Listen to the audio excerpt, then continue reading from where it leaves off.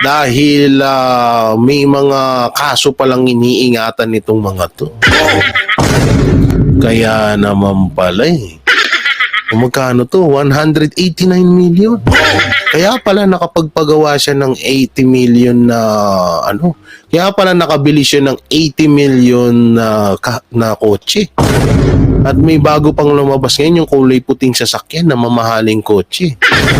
Nako po, grabe ka pastor Play. Intelligence ay nasangkot pala si Congressman Pastor Benny Abante sa PDOF scam. Nako. Pastor pa naman ito. Nako. Akala mo kung sinong malinis na makapagsabi kay Sara Duterte na spoiled brat kasi ayaw kayo sagutin tank sa still under audit by COA na 125 million pesos. Nako.